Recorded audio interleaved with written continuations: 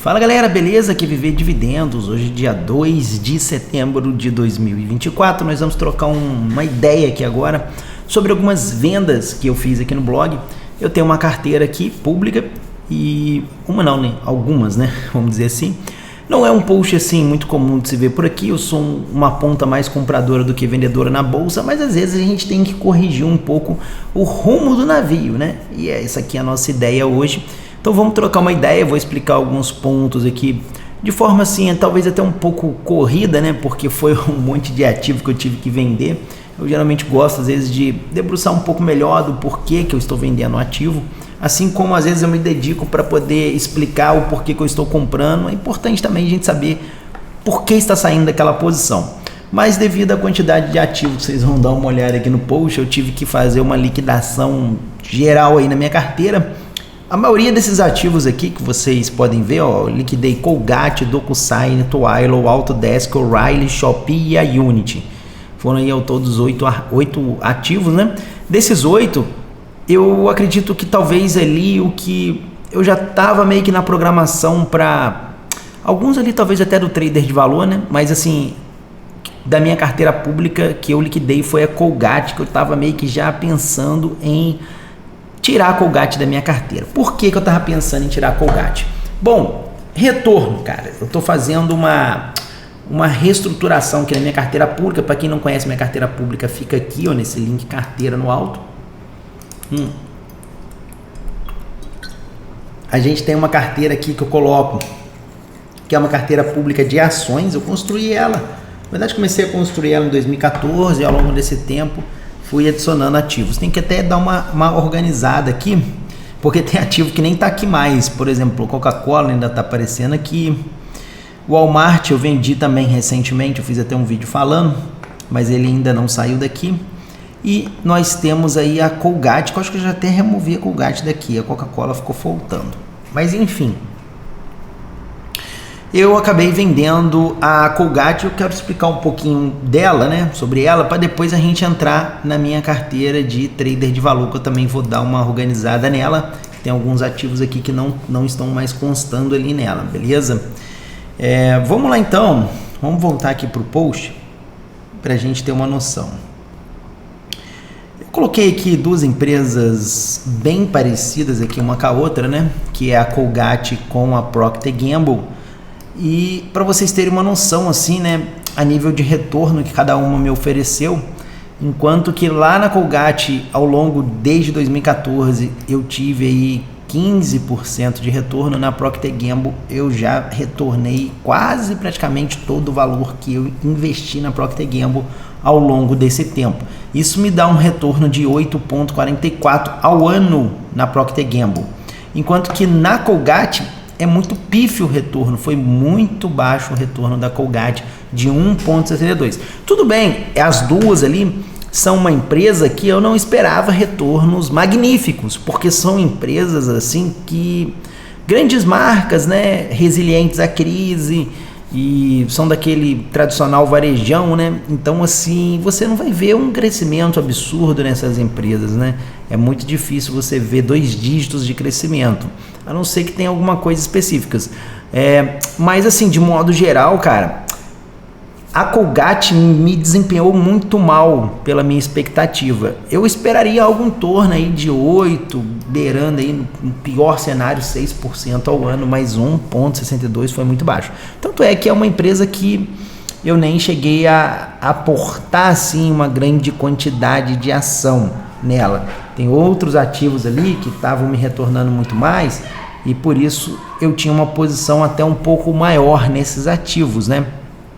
Eu tô dando até um exemplo aqui da Procter & Gamble, mas ela não é nem assim o meu maior ativo ali na carteira. Mas isso daqui, vamos dizer, seria o principal motivo da minha retirada da Colgate da minha carteira.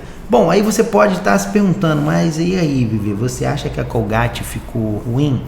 Bom, na verdade, eu não chego a dizer que ela está ruim, entendeu? Mas ela está caminhando por um caminho que não me parece muito interessante. Por quê? Eu puxei aqui de forma rápida, né, como eu falei com vocês, um pouco de algumas informações aqui sobre a lucratividade da Colgate nos últimos trimestres, né? Isso aqui é o EPS dela, é o lucro por ação. Essa informação toda aqui. Se você for ver, você vai ver que a Colgate, beleza, isso aqui é normal, 3%. Mas ela teve uma queda de 8, uma queda de 10, uma queda de 9, uma queda de 3, uma queda de 1. Então, assim, são vários trimestres que o lucro da Colgate está reduzindo, está diminuindo, entendeu? E isso daí é um pouco preocupante. Se a gente for levar principalmente que essa queda aqui, a gente veio aí talvez de um momento com um consumo um pouco menor lá nos Estados Unidos, nos trimestres anteriores, né? Então é um pouco preocupante esse resultado da Colgate. E aí você vê essa queda aí da lucratividade dela, né? E isso começa a se refletir no payout da menina, que se a gente pegar aqui em 2018, né? Ele estava aí 58% de payout e agora já está no 78%. Por quê? Ela está crescendo dividendo? Tá, mas ela está queimando payout e isso começa a se tornar preocupante. Se não fosse pelo retorno, 78% ainda é uma coisa aceitável pelo case da Colgate, né? Que é um case assim que não tem muita montanha russa, né? Não é aquele negócio de sobe e desce. Mas assim, pelo retorno que ela tem oferecido e os desempenhos nos números dela, eu não continuei com a Colgate na minha carteira. Optei por colocar outras ações, né? A gente tem o Williams Sonoma, a gente tem aí o PS ali que eu coloquei recentemente. Enfim, tem alguns outros ativos aí que eu acredito que possam me retornar um pouco mais. Mais próximo ali mais ou menos do que a Procter Gamble. Se fosse um retorno semelhante ao da Procter Gamble, para mim eu já estaria meio que mais satisfeito com o case da Colgate.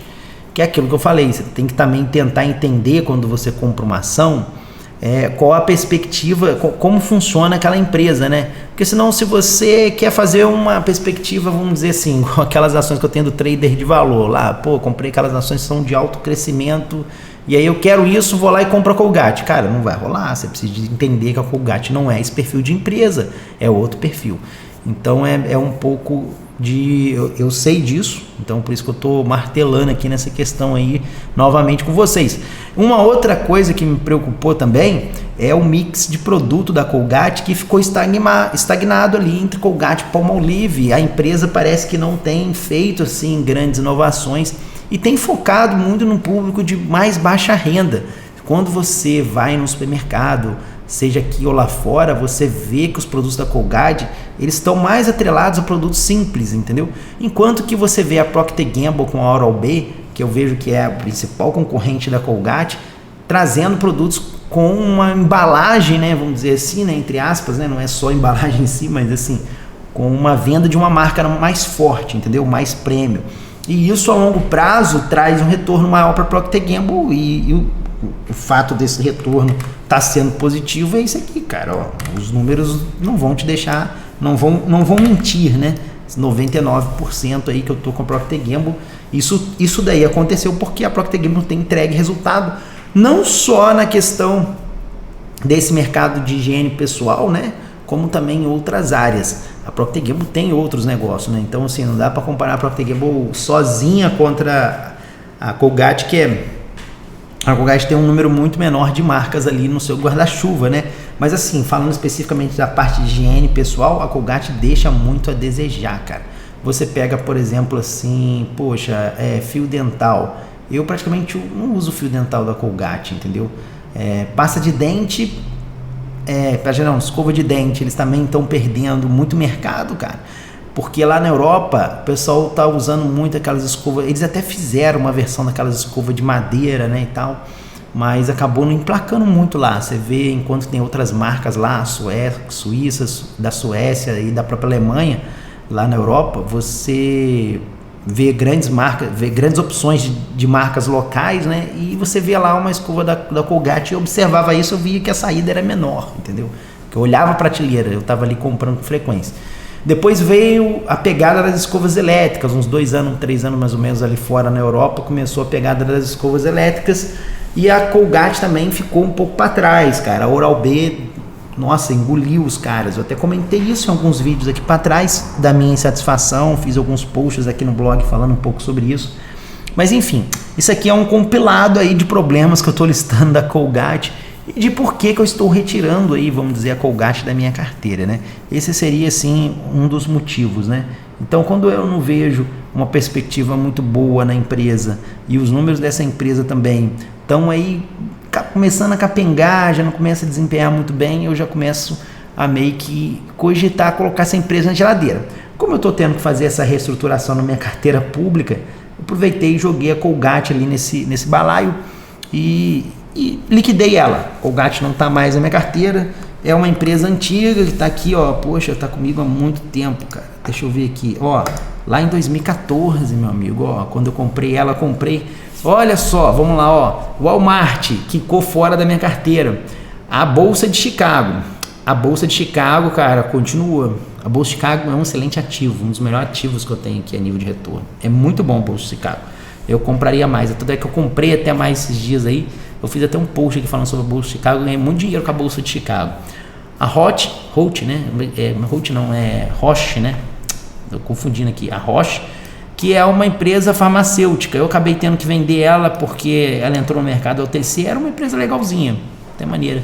A Intel também não deu muito certo, essa compra aqui de 2014 não foi muito boa. E agora eu tô liquidando a Colgate. Dessa compra só sobrou a CME, que, cara, é fantástico. A CME tá de parabéns, eu continuo com ela sócio e fazendo mais aporte sempre que possível. Então é isso, senhores. Essa daí foi o nosso motivo para a venda da Colgate. Vamos falar um pouquinho, né? Vamos voltar aqui nesse post, né? Não era para ter saído desse garotinho. Vamos falar um pouquinho sobre essas outras ações, que são algumas ações do meu trader de valor. Então, assim, algumas dessas ações eu não estava com ideia de vender agora. E meio que aconteceu o lance lá da fábrica, né? Para quem não sabe aí a questão da fábrica. Vou comentar direto sobre isso aqui, porque vai influenciar a minha vida aí nos próximos meses aí, sem sombra de dúvidas. Mas eu comprei uma fábrica, apareceu para mim uma oportunidade para comprar uma fábrica com uma rede de franquias, acabei comprando e estou tendo que fazer esse investimento e isso acabou sangrando um pouco os meus cofres. Vocês vão ver no meu comentário sobre as minhas receitas e despesas que eu faço aqui no blog todos os meses, né? Já há bastante meses que a gente faz isso, ó, tem bastante tempo que a gente mantém essa tradição aqui no blog. E lá eu até comento de um gasto excessivo, eu gastei R$102 mil de investimento ali direto na fábrica. E isso acabou detonando aí com a minha reserva de emergência que eu tinha, que não era para isso, mas eu acabei jogando para isso.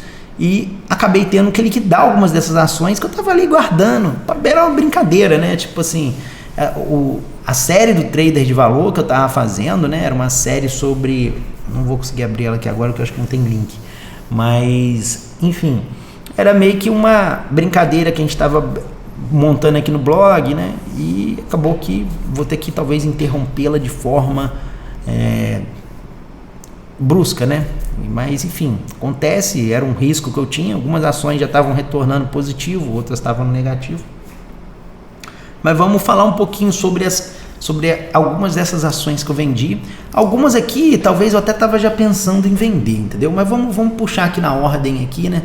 Eu não vou puxar aqueles sites que geralmente o ROIC que eu uso para poder fazer análise, que senão vai demorar muito, né? A gente está com um tempo um pouco curto aqui. Eu vou tentar meio que olhar ali só por alto ali o crescimento da receita e dos lucros. Então eu vou usar o Estimize para isso, tá? Eu vou entrando uma a uma aqui e fazendo alguns comentários curtos aqui para vocês, tá? Vamos falar primeiro da DigitalOcean, né? Ela é uma ação assim de servidores, né? De alocação de data center, essas coisas.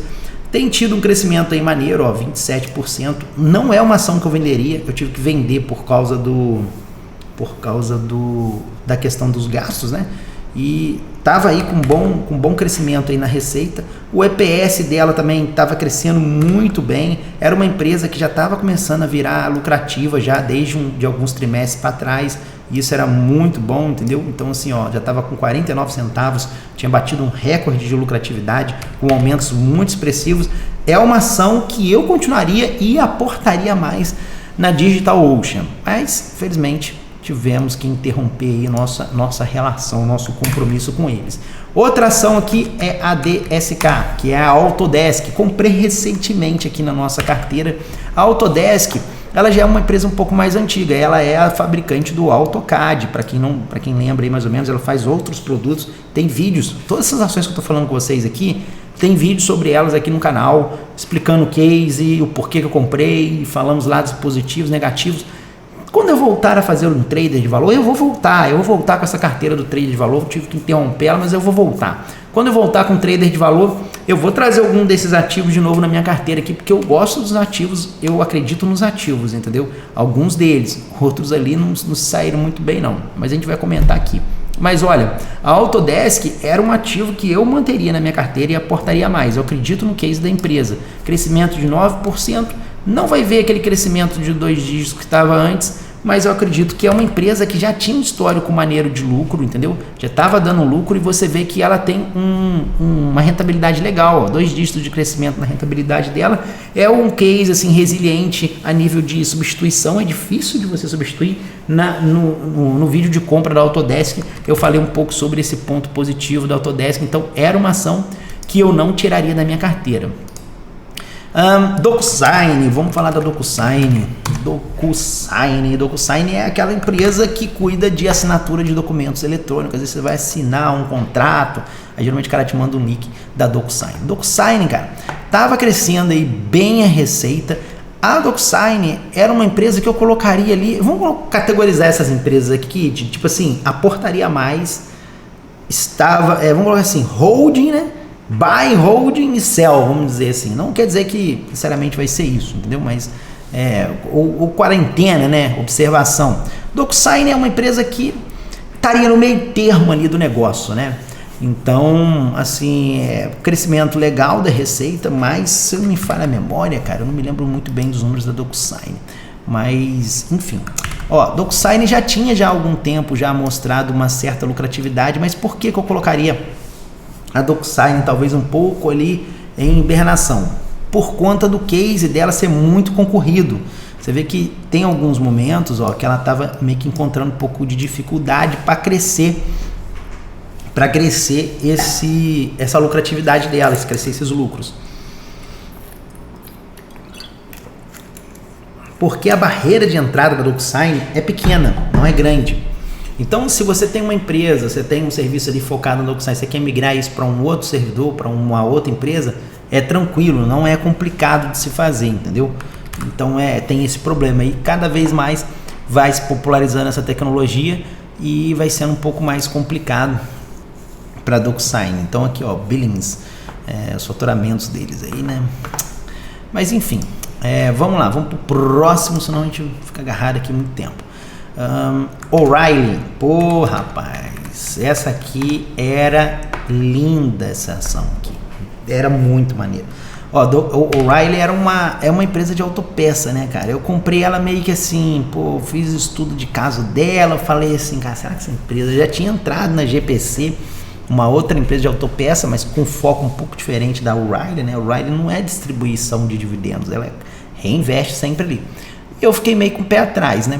Mas enfim, até que foi legal e eu aportaria mais na O'Reilly, eu gostei do case, achei maneiro. Pô, um crescimento de 11% aí nas receitas, um ótimo crescimento e vinha com 2 dígitos já. O lucro, ela é uma empresa que já estava com lucro, né? Já trazia lucro, estava com crescimento maneiro de lucro, porque ela estava expandindo em outros mercados, ela estava vendendo lá fora. E é uma empresa muito forte nesse ramo de venda de autopeças. Se você está buscando uma empresa para trader de valor, para venda de autopeça, O'Reilly é uma opção interessante, entendeu? Depois eu quero ver, vamos dar uma olhada aqui,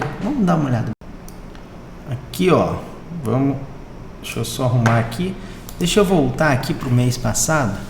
Vamos pegar aqui dia 1 de agosto, só para a gente ter uma noção aqui. Isso aqui é a minha carteira de trader de valor. Ó, a O'Reilly estava com retorno aí, ó, de 84% de IRR com ela, muito bom o retorno. Você vê que a maioria das ações aqui já estavam me dando um IRR positivo, já um retorno anualizado meio que positivo. Algumas ainda estavam com problema, com a Shopee e a Cloudflare, Eu ainda tô com a Cloudflare na carteira ainda, mas a Cloudflare, cara, eu acredito muito no potencial dela. Depois mais para frente a gente pode fazer uma análise de balanço dela aí, se pode ser interessante. Mas ó, a O'Reilly estava com 84% de retorno, um excelente retorno. A gente tem a DocuSign, que a gente falou aqui, eu estava com 92% de retorno anualizado, e aqui a DigitalOcean com 95%, já estava aí com 15% positivo já no total, né? Aqui acho que o retorno total. E a Autodesk estava aí com 3%, mas ela era muito recente, né? Então esse número aqui acaba ficando um pouco meio que mascarado aí nessa questão toda, né? A gente vai falar da Twilio, né? Aqui também estava com 42% e já estava negativo, menos 23%, né? E a Unity com 24% positivo, né? Estava tendo um bom retorno, mas também era uma ação recente, comprei há poucos meses também. Então, assim, algumas ações aqui já estavam virando já a ponta positiva, algumas outras, igual a Shopee, estava bem negativo mesmo, sangrando mesmo, mas enfim, era um ponto aí que a gente estava começando a dar alguns... A MongoDB, né, que tipo, acho que foi a principal ação aí na minha carteira de trader de valor, mas esse aqui são os meus números, né? Aqui são o preço que eu paguei, o preço que vale, algumas estão positivo, outros negativo. Aí vamos falar então, para a gente não demorar muito, né? Que já estamos aqui estendendo um pouco da hora, mas o O'Reilly é uma ação interessante, entendeu? A gente tem aqui a Twilio, né? Vamos dar uma olhada aqui na Twilio, só para a gente ter uma noção de como é que está a situação dessa menina. Twilio é uma empresa assim mais de envio de SMS, comunicação de WhatsApp. Então, às vezes você precisa ali de fazer uma integração com o WhatsApp, você consegue fazer pela Twilio, ou você precisa de um chat, você consegue fazer pela Twilio o envio de mensagem via chat. Aquelas mensagens de SMS que você, às vezes você vai logar em alguns serviços e os caras te mandam um tokenzinho com 6 dígitos para o seu SMS. A Twilio ela faz esse tipo de coisa. E é uma questão que a barreira de entrada é pequena. A Twilio eu colocaria ali naquele guarda-chuva em observação, do talvez. Mas eu acreditava no case dela também, mas assim, o risco com a Twilio era um pouco grande. Ó, ela estava com um crescimento ali até legal, de 10%, um pouco abaixo do que eu esperava aí mais ou menos algo em torno de 20 e pouco por cento, mas eu entendo que muitas dessas empresas elas estavam tentando ser mais lucrativas, porque o mercado estava exigindo isso, o mercado falou, ó, chega, não tem mais dinheiro jorrando, os juros aumentou, não dá para você ficar refinanciando sua operação, você tem que fazer dinheiro. E aí a Twilio começou a trabalhar em cima disso, né, para ela ser mais lucrativa, né? Obviamente, no momento em que você começa a buscar um retorno maior, você para de subsidiar alguns clientes que você trazia eles para sua base para atrair eles. E você começa a cobrar por isso. Então, assim, é um ponto que é por isso que desceu muito a questão do crescimento da receita da Twilio. Enquanto ela ainda está com uma gordura de crescimento ainda queimando, beleza. A minha preocupação é quando isso meio que começasse a reduzir. E por isso que eu fiquei meio que com o pé atrás ali com a Twilio e talvez com a DocuSign, entendeu? Mas enfim, elas estavam aí com 22, 47, 54, teve um ótimo segundo trimestre a Twilio, batendo aí as expectativas da galera, o pessoal não acreditava, o pessoal tava, o Wall Street tinha dado 30 centavos para eles, eu já estava acreditando já num resultado um pouco melhor, e aí não foi à toa, a gente conseguiu bater isso aí, mas é uma ação que, bom, enfim, estava ainda maturando alguma coisa, eu ainda estava um pouco negativo nela, mas a gente estava na expectativa de virar essa chave aí. Vamos fechar esse camarada aqui, né, para não atrapalhar mais a gente. E a gente vai falar da Unity agora. Vamos lá na Unity. Bom, a Unity, camarada, é já uma barreira competitiva mais difícil para você sair, né? Que envolve conhecimento e tal, é um pouco parecido com a Autodesk, né? A Unity é uma ação que estava tendo aí, ó, um excelente crescimento de receita, eles estavam adquirindo algumas empresas ali nessa parte de área de marketing, e muito dessa receita aí, desse crescimento, pode ser não recorrente devido à aquisição que eles fizeram, então tem que tomar um pouco de cuidado com isso, mas enfim, o lucro por ação deles estava indo muito bem, era uma empresa que não tinha lucro, se você for ver, ó, tudo no negativo, começou a virar um pouco a cabeça do lucro aí, ó, no primeiro trimestre, muito por pressão do mercado, que é o que eu falei com vocês. Eles começaram a martelar mais em cima disso, e até essa aquisição que eles fizeram da questão de marketing foi para tentar melhorar essa lucratividade, e foi muito bem, cresceu aí 227%, não dá para se basear muito nisso porque os números eram bem negativos, né? Mas assim, foi um bom crescimento, 23 centavos de lucro, já performando ali muito bem. É uma ação que eu aportaria mais pelo resultado que eles estão tendo. É diferente de DocuSign, é diferente de Twilio. Ali a barreira competitiva deles é muito parecida com a Autodesk. É uma ação que, mas ainda tinha muita coisa ali para ajustar. Por quê?